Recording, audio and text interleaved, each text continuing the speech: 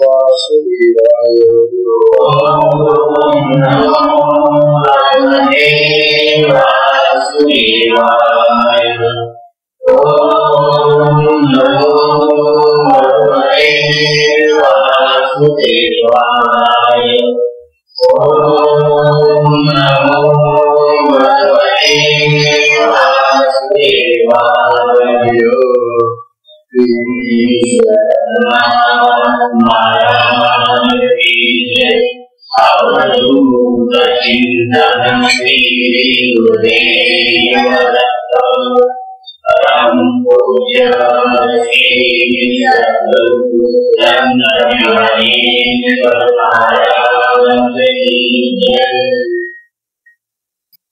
परम पूजनीय श्री सद्गुरु संत ज्ञानेश्वर महाराज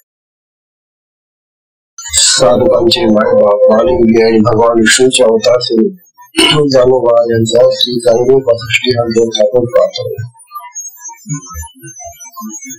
चांगदेव 65 या ग्रंथाबद्दल किती बोललं तरी त्या ग्रंथासंबंधीच पूर्ण ज्ञान घडते किंवा त्याचं पूर्ण वर्णन करता येत नाही. कारण ते आत्मस्वरूपाचं वर्णन आहे आणि आत्मस्वरूपाचं वर्णन शब्दांनी करता येत नाही. म्हणून चांगदेव 65 या 65 मध्ये ज्ञानी सगळा परमार्थ बोलून दिलेला आहे. काल आपण ही 48 ओळी पाहत होतो ना.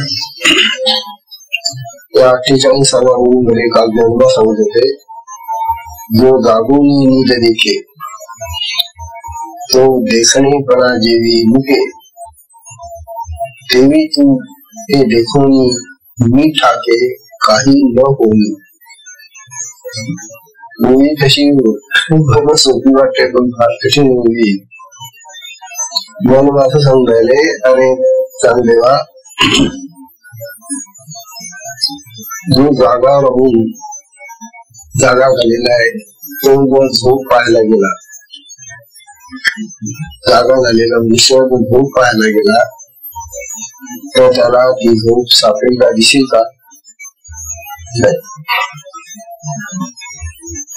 वास्तविक झोप पाहणारा जो आहे, जागा होऊन झोप पाहणारा जो आहे त्याचा देखणेपणा तर राहील, त्या दृष्टीचा आहे त्याला.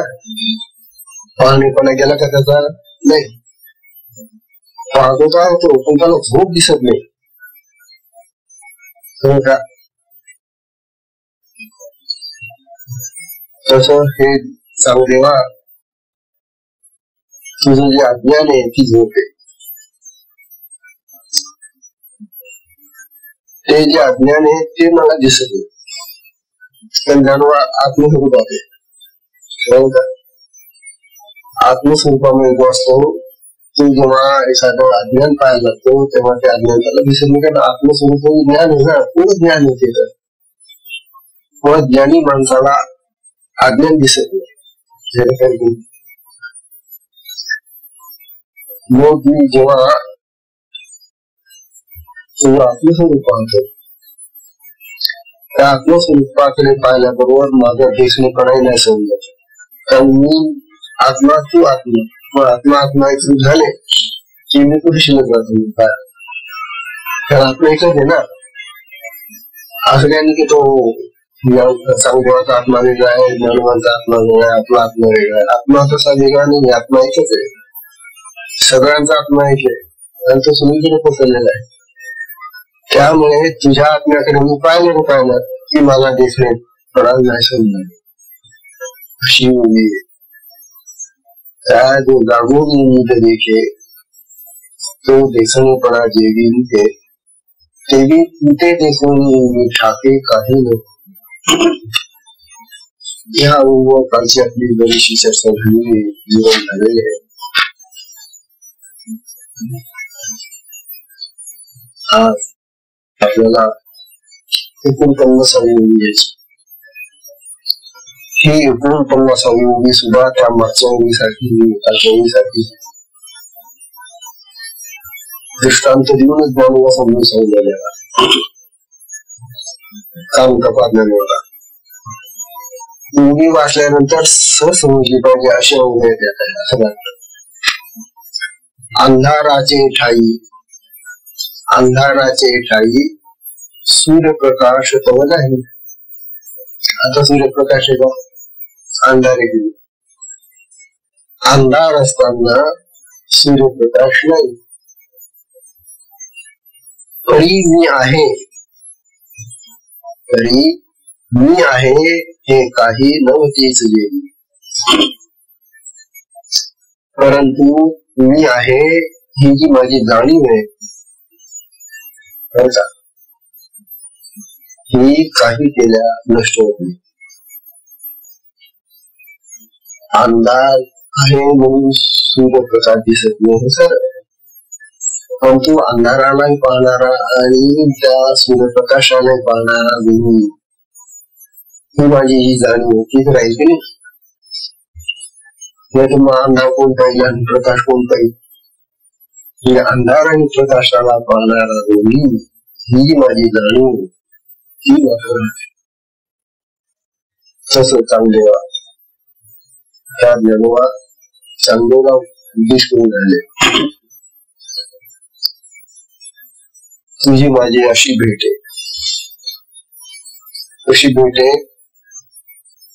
जेव्हा तुझ्या आपला अंधार मी पाहतो, अंधाराकडे मी पाहतो, तेव्हा मला तुझा जो आत्मस्वरूपाचा भाव आहे तो दिसतो.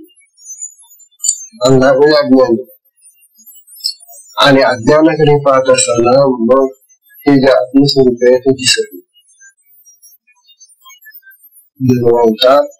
ते जरी तुझ्या आपल्या अंधाराकडे पाहिल्यानंतर, अज्ञानाकडे पाहिल्यानंतर जरी मला ते दिसत नसलं तरी माझी जाणीव शिल्लक मी पाहतोय ना.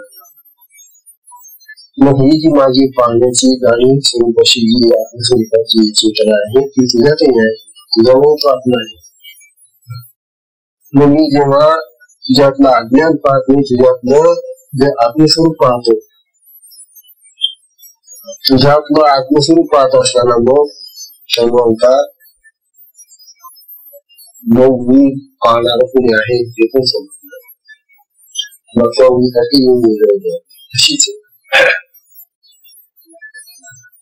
अशी ही तुझी माझी जी भेट आहे ही आत्मस्वरूपाची भेट आहे. आपल्याला भेटीचे प्रकार अनेक माहिती. आपण एकमेकांना भेटतो म्हणजे देहाने भेटतो, काव्याला मनाने भेटतो. मनाने कसे भेटतो माहिती का, देहाने ते भेटतो हे सगळं आपल्याला माहिती. आपण ते का पण मनाने सुद्धा भेटतो. दुसऱ्या काव्याला पत्र दिलं, ही जी पत्र भेट झाली ती मनाने भेट झाली ना. मानसिक भेट की म्हणजे याने जे मन सगळं प्रगट केलं त्या बुद्धीचं शब्दांचं स्वरूप ते त्याला तिथे कळतं की असं असं मन. ही मानसिक भेट होते. इथं देह भेटही नाही, मनाची भेट नाही. इथं जी भेट आहे ती आत्म्याची भेट, अतिशय उच्च स्थितीची भेट आहे. तुला मी जे पाहतोय ना ते आत्मा म्हणून पाहतोय, तुला भेट पाहत नाही. मन बुद्धी काहीच पाहत नाही. तुझा आत्मा तू बघितला की माझा आत्मा आणि तुझा आत्मा इथे घेऊन जातो, मग माझं अस्तित्व समजून जातं, म्हणजे पाहणे पण समजून जातं. अशी ही मोठी विचित्र अलौकिक अशी भेट होईल.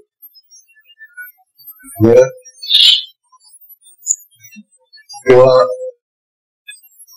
आत्मरूपाशी एकरूप होऊन जी भेट होते ही सगळ्यात श्रेष्ठ अशी भेट. आता आपल्या ज्या भेटी होतात जगामध्ये आहे सगळ्या मानसिक आणि शारीरिक, या विसरून जाण्यासारख्या विसरून जातात. पण आत्म्याशी जर भेटला तर विसरणं शक्य नाही. आणि ती आत्म्याशी होणारी भेट आत्मज्ञानाने होते. आणि आत्मज्ञान किंवा आत्मा एकरूप असतात. आत्म्यामध्येच आत्मज्ञान आहे ना, आणि ते काम राहते तुला. म्हणून आत्म्याने आत्म्याची भेट घेणं ही सगळ्यात उच्च अशी अवस्था आहे आणि ती भेट कायम राहते.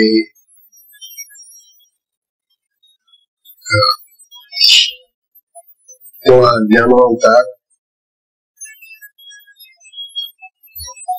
तैसे तुझा आत्म्यात एक आहे, मी तुला आत्मस्वरूपाने पाहतो. देखो गेल्या मीच नाही, मी तुला आपल्याला आत्म पाहतो आणि मग असं पाहायला गेलो तुला ती मीच शिल्लक राहते. राहील कसे आत्मा आत्म्यामध्ये खूप झाला मग तिथं जाणवा वेगळे नाही का चांगले वेगळे नाही. हे वरचीच आवरण आहेत आपली देहाची नाव होती. ही देहाची भेट नाहीये. आत्मा आत्म्याशी भेटला की ते एकरूप होऊन जातात आणि मग माझा देह बुडून जातो, ही देह सोडून जातो, ही देह माझी जाऊन संपूर्ण नष्ट होऊन जातात. अशी भेट जगामध्ये कधी होत नाही, पाहिलेली आपण. सांगून आले तैसे तुझा आत्म्यात पाही, देखो गेली आम्हीची नाही. तेथे तू कैचा काही कल्पावया जोगा, मग तू तरी तिथं तू असणार आहे. तुझी तरी कल्पना मला कशी येणार. तू आणि मी हे दोन्ही शब्द नाही सुंदर. तुम्ही नाही मी नाही, कोण आहे मग फक्त आत्मा. तू मी हे जे शब्द आहेत हे दुर्वाचक आहेत. ह्याला उद्देशून आहे तू मी तो ती ते हे सगळी सर्वनामं जी आहेत ना, ही सगळी सर्वनामं देह या नामा संबंधी येतात. नाम नसलं की सर्वनाम येतं ना, असं आपलं व्याकरण. व्याकरणामध्ये नामाच्या ऐवजी सर्वनाम येत. तेव्हा तू मी ते तो ती ते ही सगळी जी सर्वनाम आहे ती देहनामाची ऐवजी येणारी सर्वनाम आहे. पण जेव्हा मी तुझ्या आत्म्याकडे पाहतो तर आत्म्याला कुठले नाम नाही, सर्वनाम नाही. आत्म्याला काही नाव आहे का? उद्या काही नाव द्यायचं असेल तुम्ही तर तो म्हणतो हे माझं नाव नाही, त्याला मुळात नावच नाही ना. हो, मुळात त्याला नाव नसल्यामुळं त्याला सर्वनामही लागत नाही. म्हणून तू आणि मी ही दोन्ही सर्वनाम नैशून जातात. समजायला आता ज्ञान वापरे समजायले ज्ञानेश्वरी करूयात. 18व्या अध्यायाची असं समजायले तैशी क्रिया की रमस आहे तरी अद्वैती भक्ती आहे. हे अनुभवाची योगे नव्हे बोला ऐसे. 18व्या अध्यायामध्ये आत्मस्थितीमध्ये गेलेला महात्मा, आत्मज्ञानी महात्मा कसा स्थिर होऊन जातो, तो भक्त भगवान स्वरूप होऊन जातो. आणि भक्त जेव्हा भगवत स्वरूप होतो, भगवान स्वरूप होतो, त्यावेळेलाही त्याची भक्ती चाललेली असते. भक्त नको तो भक्त भगवान स्वरूप झाला तरी सुद्धा तो त्याची भक्ती सुटत नाही. म्हणजे त्या ठिकाणी क्रिया होत नाही फक्त भक्तीची. आता येणे आपण जेव्हा भक्त आला आणि भगवान आला तेव्हा क्रिया सुद्धा असते भक्तीची. टाळ्या वाजवणं, भजन म्हणणं, नाना प्रकारे ही जी भक्ती आहे ती क्रिया स्वरूप भक्ती आहे.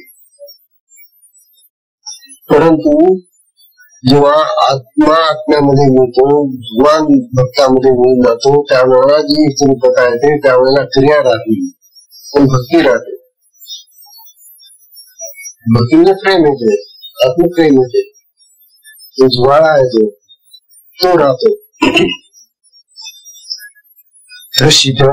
समजाने तुझी आणि माझी भेट आहे. या भेटीमध्ये भेटण्याची क्रिया नाहीये. या भेटीमध्ये आपण अलग नाहीये आणि त्यामुळे क्रिया नाही. परंतु माझी जाणीव, माझं जे प्रेम, तुझं माझ्याशी जे प्रेम, ते प्रेम जे आहे ते मात्र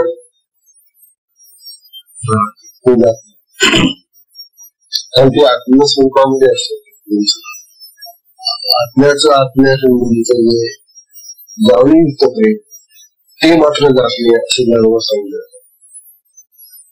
आता ही गोष्ट बोलून दाखवता येण्यासाठी किंवा आत्म्यामध्ये कसं प्रेम असेल व आत्मा आत्म्याला चाहतो कसं काय जसं त्याला, तर ही काही बोलण्यासाठी गोष्ट शब्दांनी सांगण्यासाठी हे अनुभव तुम्हाला जेव्हा येईल तेव्हा कळेल. काही गोष्टी अशा असतात की ज्या अनुभवाने कळतात. अनुभवाने जेव्हा आपल्याला एखादी गोष्ट कळते मग तिथे शब्दांची गरज नसते. जोपर्यंत गुळ खाल्लेला नाहीये आणि गुळाचं वर्णन चाललेलं आहे की तो गुळ असा लाल असतो, असा असतो, असा असतो, असा असतो. कोण जर विचारलं का तो साखरेसारखा लागतो का, साखरेसारखा.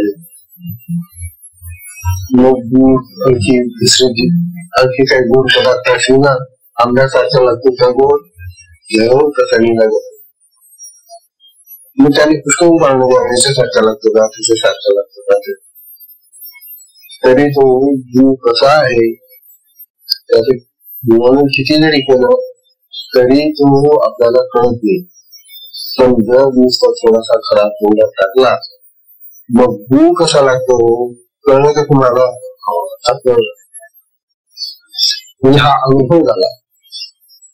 गुळाचा अनुभव असा जीव फुल जसा आला आपल्याला मग आम्हाला गुळ कळतो. तसं आत्म्याचं स्वरूप, तसं आत्मप्रेमाचं स्वरूप, आत्मजिव्हाळ्याचं स्वरूप तसं आहे. ते आत्म्यात आहे पण ते बोलून दाखवत आहे. बोलण्याचा तो विषयच नाही. तेव्हा ज्ञानोबा सांगून राहिले की देवा तुझा आत्मा आणि माझा आत्मा जेव्हा एकरूप होता तेव्हा ती जी भेट आहे, ते जे दर्शन आहे ते अगदी भिन्न प्रकारचं दर्शन. त्या दर्शनाला जेव्हा कुठेही तोंड नाही. संत ज्ञानेश्वर महाराज या भेटीचं वर्णन करून आहे. तुकाराम महाराजांचा श्लोक उद्या तुकाराम महाराज तो विचारे आपला खालच्या ह्याच्यातून वर गेलेले ते सुद्धा त्या स्वरूपाकडे न जाता त्यावेळेला त्याचे वर्णन करतात. ते अभंगावर ते म्हणतात, हेची भेटी साच ही खरी भेट आहे. साच म्हणजे खरी सत्य. हीच भेटी साच म्हणजे हीच खरी भेट आहे. उदाहरणाला पाहून आता रूपाचा आठव कोणती भेट, त्या आत्मरूपाचा आत्मस्वरूपाचा आठव म्हणजे स्मरण होत. आत्मरूपाचा आठव होणं, आत्म्याची आठवण होणं, आत्म्यासंबंधी आपण सारखं मनामध्ये तेच होणं, हे जे आपलं चिंतन आहे आत्मचिंतन, ही खरी भेट आहे. आत्म्याची आत्म्यासंबंधीची जी ओढ आपल्याला लागलेली, जे प्रेम लागलेलं आहे, तो आत्मा आपल्याला पाहायला मिळाला पाहिजे, तो आपल्याला कळला पाहिजे, तो आपल्याला प्राप्त व्हायला पाहिजे. ही जी तळमळ आहे, ही जी प्रेमाची गोष्ट आहे, ही खरी भेट आहे असं तुकाराम महाराज सांगतात. या भेटीनं काय होतं म्हणून, दिसावला जीव आवडली हा आमचा जो जीव भाव आहे ना, देहभाव, त्या देहभावाला खरोखर विसावा तिथेच मिळतो. जीव भावाला जर विसावा पाहिजे, विश्रांती पाहिजे असेल तर आत्मस्वरूपाकडे तो जायला पाहिजे. आत्मस्वरूपाकडे जाणारा देहभाव आमचा शांत होऊन जातो.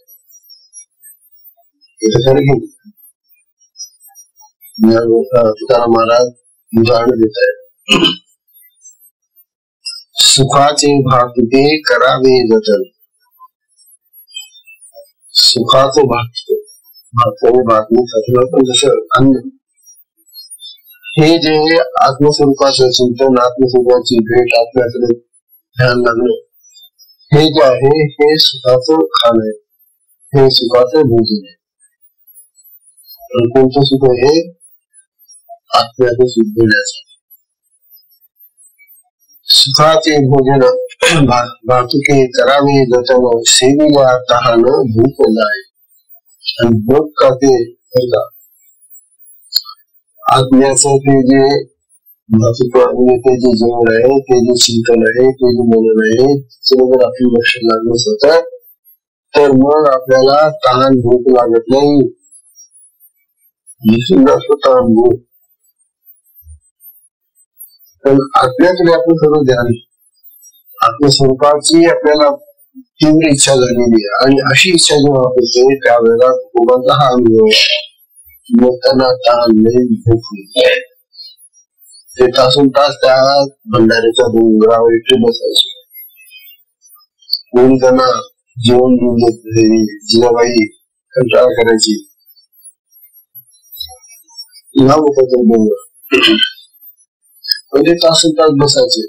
मग ते ताण दिसून जायचे, त्या दंडी होऊन जायचे. त्या सुखाचे भातुले करावे जतन, सेविल्या तहान भूक जाय. दुरीला जवळी आपणच होते. जे आत्मस्वरूप आपल्याला असं वाटतं की खूप लांब आहे, तो भगवान खूप दूर आहे, परंतु तो आपल्या जवळ असतो. आपल्या अगदी जवळ, सगळ्यात जवळ काय असेल तर आत्मा आहे. आपला हा हात सुद्धा लांब आहे ना.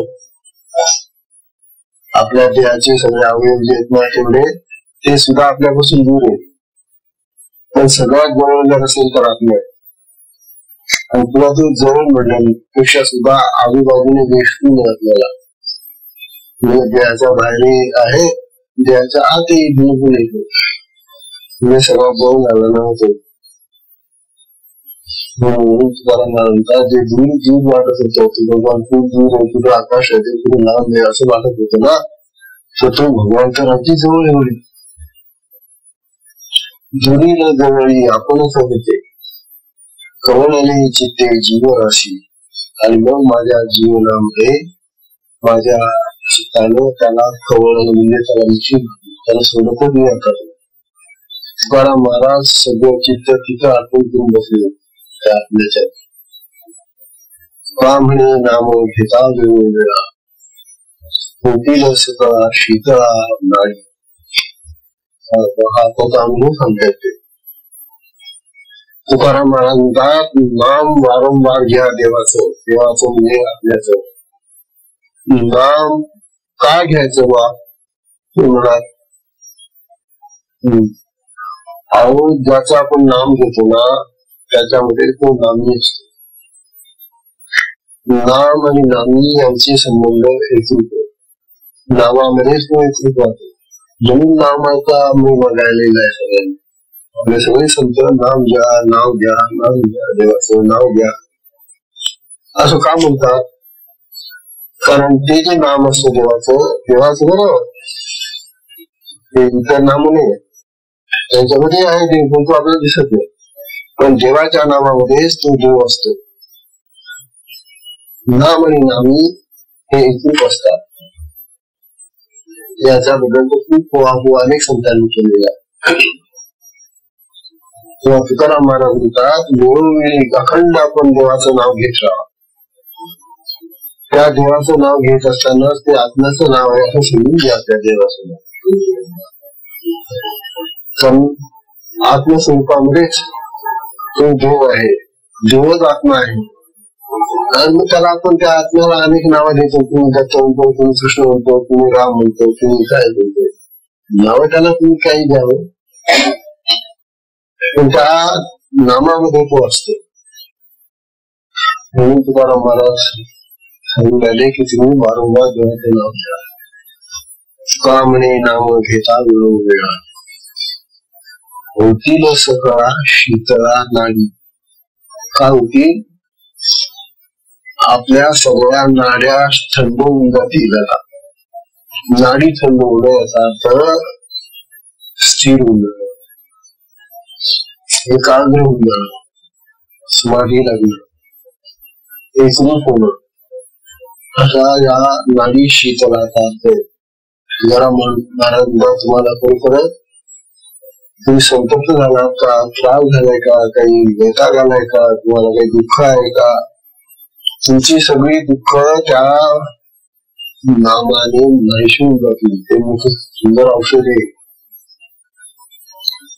नामासारखं औषध नाही दुसरं. तेव्हा नामामृत घ्या. सगळे संत सांगतात आपले की या नामामृताची गोडी पण अमित आहे. आणि ते नामामृत घेत असताना आपल्याला त्या अमृताने आपल्या शरीरामध्ये जी जी दुःख असतील, जे जे ताप असतील, ती सगळी नष्ट होऊन जातात आणि आपल्याला शांती आणि समाधान प्राप्त होते. असा सगळ्या आपल्या संतांचा अनुभव आहे. तुकारामांचाही खूप अनुभव आहे. सांगो 65 हा ग्रंथ ज्ञानवांच्या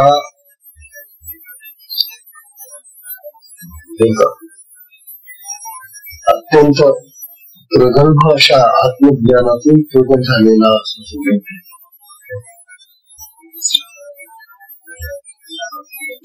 ग्रंथ लिहितात किंवा लिहितात, परंतु आत्मज्ञान जर झालेलं नसेल त्या लिहिणाऱ्याला, तर त्या ग्रंथामधून जे त्यांनी लिहिलेलं असतं ते इतरांना वाचताना प्रत्यय यत्न अनुभव येतो. शब्द कळतात, शब्द ज्ञान होत.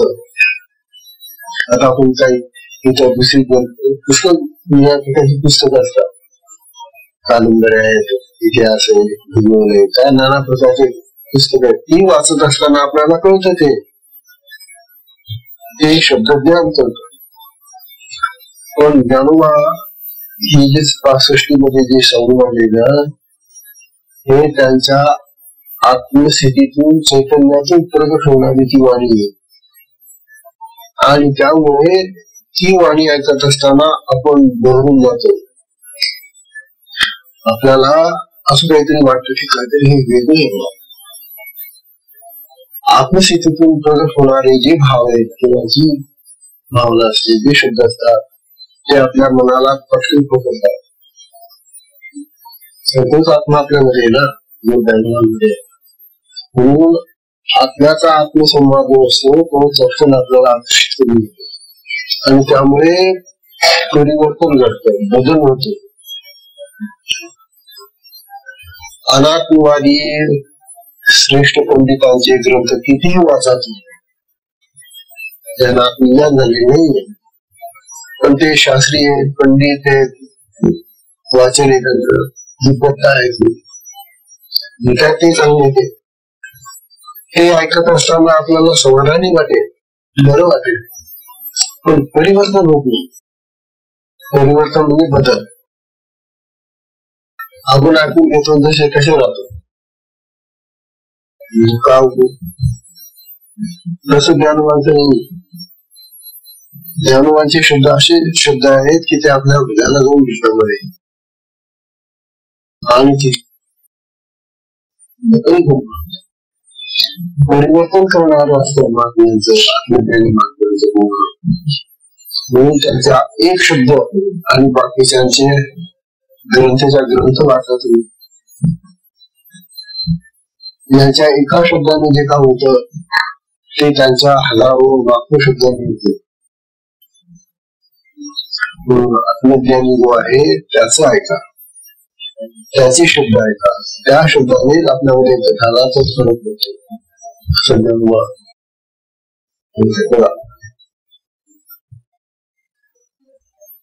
आता आपण आज आपण ही जी मुक्ताबाई ना हनुमानची लहान छोटीशी, आता ही 65 त्या चांगदेवाच्या हातात जाते. पत्र 65 वर्षांचा तो पाहतो, एक एक असते. तो सुद्धा मोठा ज्ञानी होता, पुष्कळ ग्रंथ वाचलेले त्याने, आणि तो समाधीमध्ये जाणारा असा ज्ञानी, एवढा मोठा थोर चांगदेव. पण हे 65 लोकांच्या पत्रामधले एकही ओळी त्याला समजून नये. शब्द समजतात, शब्द आपल्याला समजतात, 14-15 वर्षाचे असेल ते 14 वर्ष. तेव्हा ते पत्र अनेक वेळ त्याने वाचलं. वाचून थकला बिचारा, काही अर्थ लागे ना. आता कोणाला विचारावं, ज्याने लिहिले त्याच्याचकडे आपण जायला पाहिजे. म्हणून तो ते पत्र घेऊन पुन्हा ज्ञानोबांकडे येतो. महाराज, मी शरण आले. मला खूप गर्व होता, ताठा होता, अभिमान होता. मला सिद्धी प्राप्त झालेल्या आहेत, मी मोठा योगी आहे असं जमलं. पण माझा गर्व फार सोडून गेला. तेव्हा तुम्ही मला आता कृपा करून, मी शरण आले तुम्हाला, मला अनुग्रह द्या. कारण गुरु कृपेशिवाय हे आत्मज्ञान कळत नाही. आत्मज्ञानाची भाषा समजून घेण्यासाठी गुरुचा अनुग्रहच लागतो. आणि म्हणून तो येतो. ज्ञानोबा त्यानंतर अरे ते आपल्या गुरुला विचारतात, हे आमचे गुरु बसलेले होता, त्यांची मोठी भावना मूर्तीला, हे आमचे गुरु आहेत. बघ त्यांना विचारून ते देत असे अनुग्रह होत. हे मूर्तीला म्हणतात, अरे ज्ञानोबा मला कशाला सांगतो, आता मी तुम्हाला सगळं दिलेलं आहे ना. सौगा भावांना निष्णातांनी दीक्षा दिलेल्या त्या शक्तिपाताचा बरं, ती छोटीशी मुक्ता तिला दीक्षा झाली, तिला अधिकारही दिलेला होता दीक्षा द्यायचा, सगळ्यांना अधिकार आहे. तेव्हा निष्णात म्हणतात, अरे मला कशाला सांगितलं बाबा, ती आपली मुक्ता आहे ना छोटी, ती सुद्धा देऊ शकते. त्याला आश्चर्य वाटलं. तो त्याला वाटलं आपली चेष्टा करतो का काय. योशी मुक्ता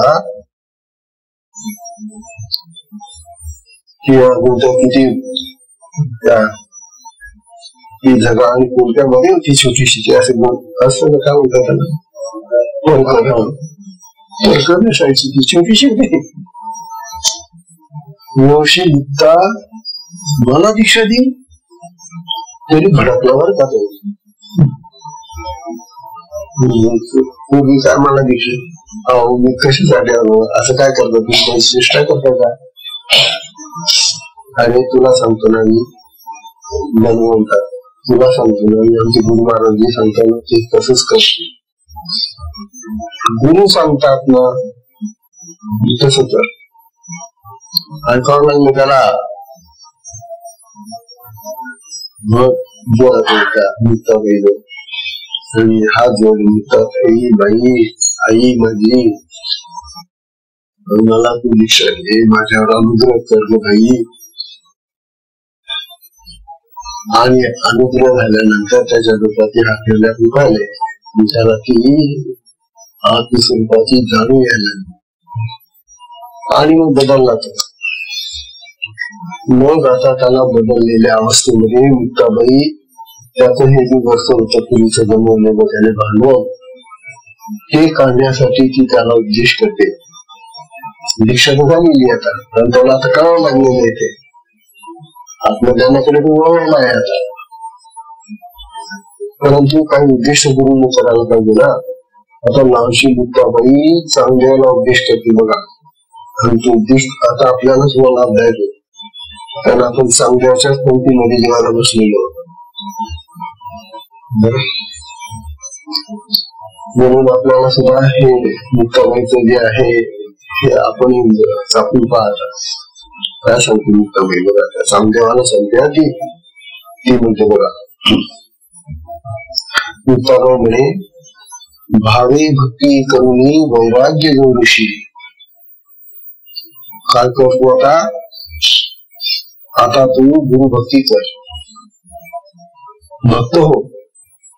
आता पण तू योगी राहिला, आणि नुसता योगी कोरडा राहतो, शुष्क राहतो, भक्ती नाही, त्याला प्रेम नाही.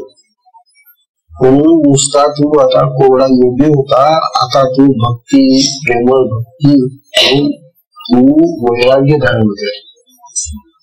एवढे वैराग्याने ते सिद्धी मोठी चमत्कार दाखवतोय, वैभव दाखवतोय, माझा एवढा मोठा परिवार आहे, माझे इतके शिष्य आहेत आणि माझे एवढे आश्रम आहेत. हा थोडा गर्वाने अभिमान झालेला आहे. सोड आता आणि आपल्या गुरुची भक्ती कर आणि गुरु भक्ती करून तुला वैराग्य जोड, वैराग्य प्राप्त कर, विरक्त हो होता है ना. विरक्त होणं म्हणजे मनाने सगळ्या वासना कामना सगळं सोडून देणं, असं वैराग्य धारण कर. भावे भक्ती करून वैराग्य जोडशी, तरी तू पावशी ब्रह्मसुखा. नावची मुक्ता सांगण्याची करा. तू जर भक्ती करून गुरुभक्ती करून वैराग्य प्राप्त केलंस चांगलेवा, तर तुला ब्रह्मसुख प्राप्त होईल, आत्मसुख प्राप्त होईल. ज्ञान तत्वी करी. आता तुला जे ज्ञान व्हायला पाहिजे, तत्वज्ञान, तत्वज्ञान, तत्व म्हणजे ब्रह्म, त्या ब्रह्माचं ज्ञान तुला व्हायला पाहिजे. तत्वी ज्ञान तत्वी करी, तेव्हा तू ते तत्वज्ञान प्राप्त कर.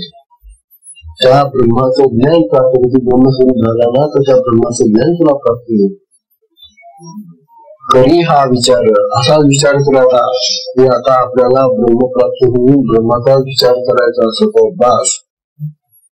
निर्गुण आकार निरामय, आणि मग तू निर्गुण होशील त्या ब्रह्मासारखा. ब्रह्म कसं निर्गुण निराकार आहे ना, निरामय येते.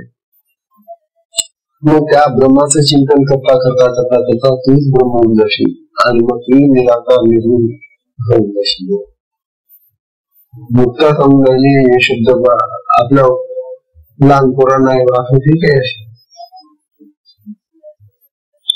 कुठल्या मुलाला विचारून आपल्या पाणी मुलाला आपल्या जगाला विचारायला त्याला सांगतात.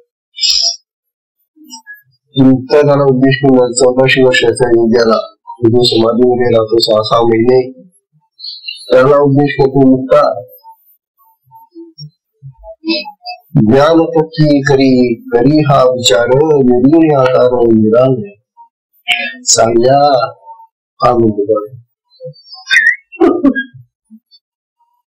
त्याला सांगणे होते. महाराज म्हणजे मला अति शिष्य आहे ना तो, शिष्य असल्यामुळे ती त्याला उकेरी नावाने हाक मारतो. जसं आपण घरामध्ये आपल्या पोरांना हाक मारतो ना, त्याचं नाव जरी काहीतरी राम किंवा घेऊन काही असलं तरी आपण तितक्या आदराने सुद्धा हाक मारतो त्याला.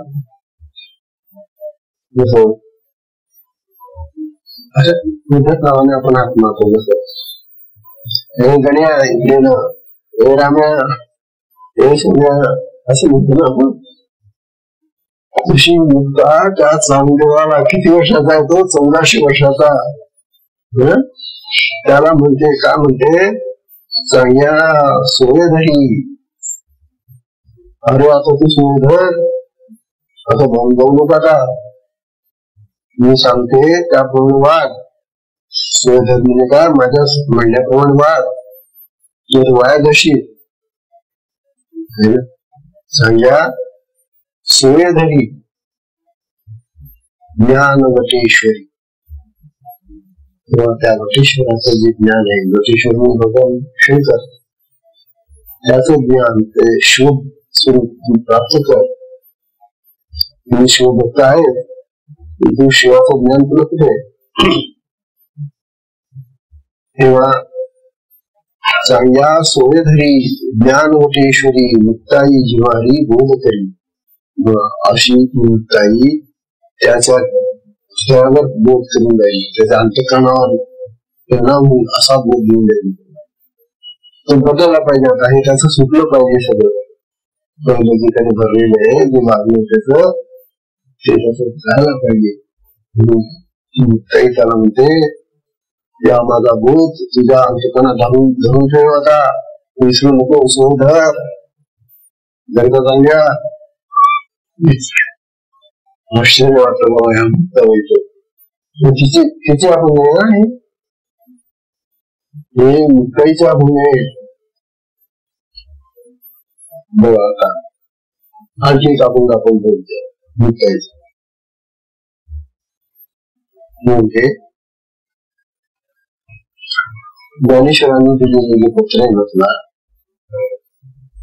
त्या पत्रातून दिलेला जो बोध आहे आत्मबोध, मुक्ताबाईंनी त्या बोधाचं निरूपण केलेले. आता ती काही पत्र ज्ञानोबांनी तिने दाखवलं नव्हतं, पण तो आत्मबोध सगळीकडे सारखाच राहणार ना. जे ज्ञानोबांनी ज्या पत्रामध्ये जे जसं लिहिलेलं जो बोध होता आत्मबोध, तो बोध आता ही मुक्ताबाई नाही शेतीशी. हे कशाच्या बळावर कधी नाही बोलत. ही गुरुकृपेचं फळ. गुरुकृपा काय करू शकते, गुरुकृपेने काय घडू शकतं हे मुक्ताबाईचं अगदी स्पष्ट उदाहरण आहे. ती काय म्हणते, जेथे एक दुजे नाही, अरे जिथं तो एकच एक आत्मा आहे, एकच एक ब्रह्म आहे, एकच दुसरं काही.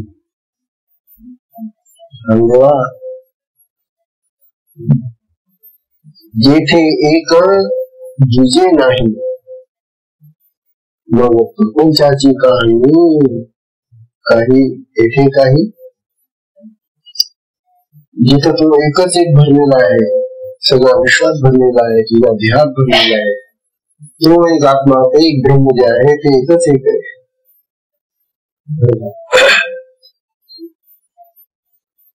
मग तिथं प्रपंचाची कहाणी राहील कुठे? तिथे प्रपंच शिकवते काय निर्माण. मी तरुण देवाला शिकवणारी मुक्ता सांगणारी, अरे तो आत्मा ते ब्रह्म ते एकच आहे, सगळ्या ठिकाणी भरलेलं. तिथं हा प्रपंच निपंच काही नाही, संसार नाही, काय नाही. प्रपंचाची कहाणी तेथे काही. मग त्याला मग तिथे काय असतं, जिथे प्रपंच नाही, काहीच नाही, काय आहे काय तेथे काहीच नाही सांगते. तुझं काय पाहशील तिथं तर तुला तिथं काही दिसणार नाही, सगळं आत्माच भरलेला आहे तिकडे. तिथे तिथं ब्रह्मच ब्रह्म पसरलेलं आहे, तुला तिथं काही दिसणार नाही. तेथे काहीच नाही, तेथे काहीच नाही. सोय धरी आपली रे, रे रे रे म्हणते ती शेती. सोय धरी आपली रे, हे चांगल्या तू सोय धरली शांतपण धर. तिथे काहीच सापडणार नाही तुला या विश्वामध्ये. ते भरलेलं आहे, ते ब्रह्मच आहे.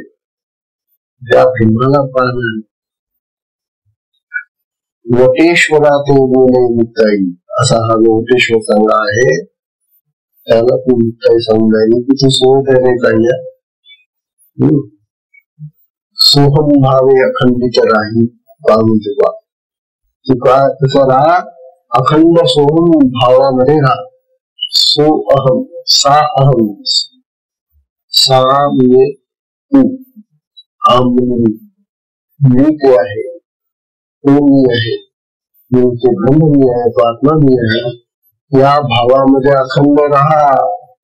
असं कधी म्हणू नको की आता देह आहे, मी देह आहे असं म्हणू. मी अखंड ब्रह्म आहे अशा भावामध्ये राहा.